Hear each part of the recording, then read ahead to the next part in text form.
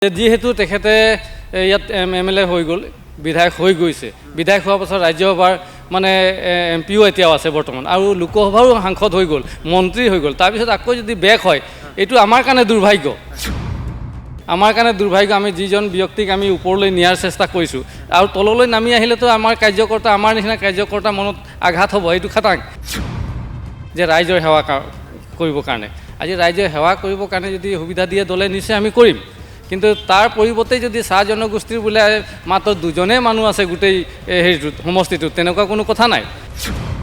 2006 চনত যেতিয়া মই বিজেপি নথকা বিজেপি মানুহ দেখিলে পলাই, সেইটো সময়ত যেতিয়া মই তাত প্ৰতিদ্বন্দ্বিতা কৰিবৰ কাৰণে যদি সাহস কৰিলোঁ, আজিতো বিজেপি জয় মই আজিৰ তাৰিখত ভাৰতীয় জনতা পাৰ্টি চৰকাৰ, আজি ডক্টৰ হিমন্ত বিশ্ব শৰ্মা ডাঙৰীয়াই যেনেধৰণে পৰিচালনা কৰিছে, আজি ৰাইজৰ সেৱাৰ কাৰণে যিধৰণে টকা পইচা প্ৰদান কৰিছে, আজি সমষ্টিবিলাক উন্নয়নৰ কাৰণে যেনেধৰণে আৰ্থিক অনুদান দিছে, গতিকে তাত যদি কাম হোৱা নাই হোৱা হৈছে, ৰাইজে আজি নিশ্চয় বিচাৰ কৰিব এইবিলাক।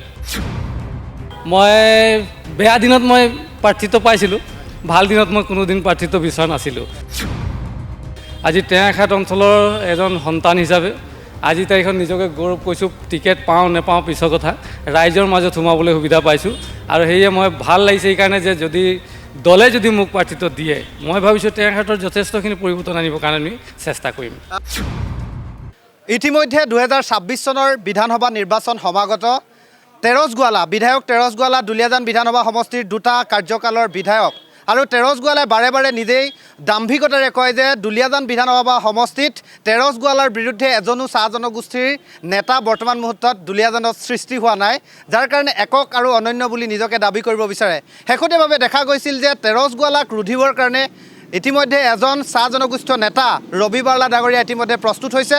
ইতিমধ্যে দুলীয়াজান বিধানসভা সমষ্টিৰ বাবে যিহেতু 26 চনৰ যি নিৰ্বাচন, তাৰ কাৰণে ইতিমধ্যে তেখেতে প্ৰাৰ্থিত্ব বিচাৰি আবেদন দাখিল কৰিছে দলীয় নেতৃত্বৰ ওচৰত। এই মুহূৰ্তত আমি দুলীয়াজান সমষ্টিৰ টেঙাখাত অঞ্চলত আমি উপস্থিত আছোঁ। আমাৰ সৈতে ৰবি বাৰ্লা ডাঙৰীয়া আমাৰ সৈতে উপস্থিত আছে। শুভেচ্ছা জনাইছোঁ, যিহেতু 2026 চনৰ নিৰ্বাচন সমাগত আৰু আপুনি ইতিমধ্যে আবেদন কৰিছে। এই মুহূৰ্তত মই অকণমান অনুভৱটো জানিব বিচাৰিম।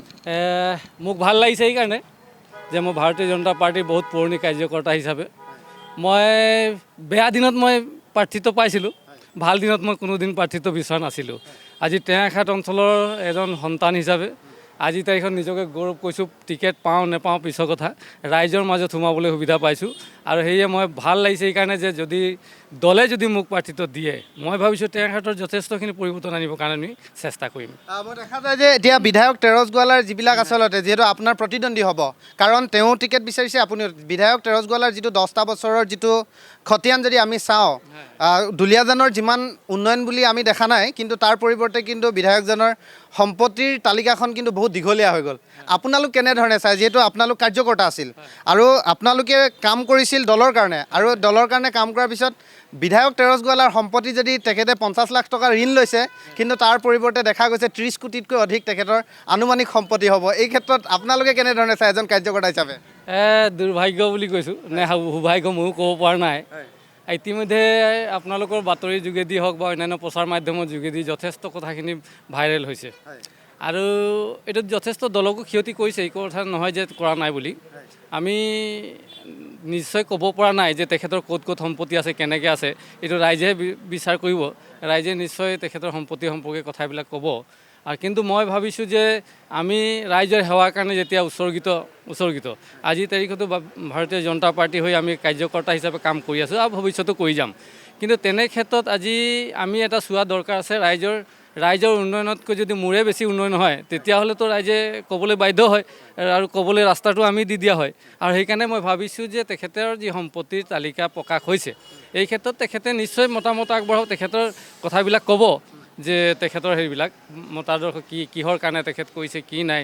আৰু দলেও এইবিলাকতো চোৱা চিতা কৰিব, দলেতো নিশ্চয় চাইছে। এইটো কথা নহয় যে আমাৰ ভাৰতীয় জনতা পাৰ্টীৰ আজি দলটোত বহুত মানে উইন্স আছে, যিবিলাক উইন্সৰ জৰিয়তে তেখেতৰ গোটেই মানুহখিনি যিবিলাকে আজি কাৰ্যকৰ্তা হিচাপে আছে, তেখেতসকলৰ ওপৰত চকু দিয়ে।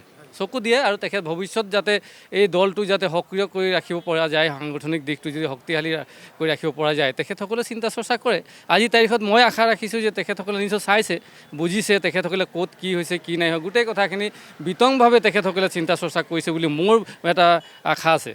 দেখা যায় দুলীয়াজান বিধানসভা সমষ্টিত ইতিমধ্যে তেৰছ গোৱালাৰ নামটো প্ৰায় মানে কি হয়, তেখেতৰ নামটো যে কৰ্তন হৈছে এইটো ওপৰ মহলত বিশেষভাৱে চৰ্চা হৈছে। এতিয়া দেখিবলৈ পোৱা গৈছে যে প্ৰমোদ ৰবি বাৰ্লাৰ আচলতে নামটো বিশেষভাৱে চৰ্চা হৈছে। আৰু এটা কথাও কিন্তু চৰ্চা হৈছে যে হয়তো ৰামেশ্বৰ তেলীয়ে পুনৰবাৰ সমষ্টিলৈ ঘূৰি আহিব পাৰে, ৰাজ্যৰ ৰাজনীতিলৈ ঘূৰি আহিব পাৰে বুলিও চৰ্চা হৈছে। কিন্তু দেখা যায় যদি আপোনালোকৰ যদি চাহ জনগোষ্ঠীৰ লোকক যদি দুলীয়াজান বিধানসভা সমষ্টিত যদি টিকেট দিয়ে, কিন্তু প্ৰথম মানে কি হয় আপুনি আছে, কিন্তু যদিহে ৰামেশ্বৰ তেলী পুনৰবাৰ বেগ নহয়, কিন্তু কিমান আশাবাদী যে আপুনি যিহেতু টিকেটৰ কাৰণে দাবীদাৰ হৈ আছে আৰু আপোনাক লৈ চৰ্চা চলি আছে? নাই, মই আশাবাদী এইকাৰণে যে যিহেতু তেখেতে ইয়াত MLA হৈ গ'ল, বিধায়ক হৈ গৈছে, বিধায়ক হোৱাৰ পাছত ৰাজ্যসভাৰ মানে MPও এতিয়াও আছে বৰ্তমান, আৰু লোকসভাৰো সাংসদ হৈ গ'ল, মন্ত্ৰী হৈ গ'ল, তাৰপিছত আকৌ যদি বেক হয়, এইটো আমাৰ কাৰণে দুৰ্ভাগ্য।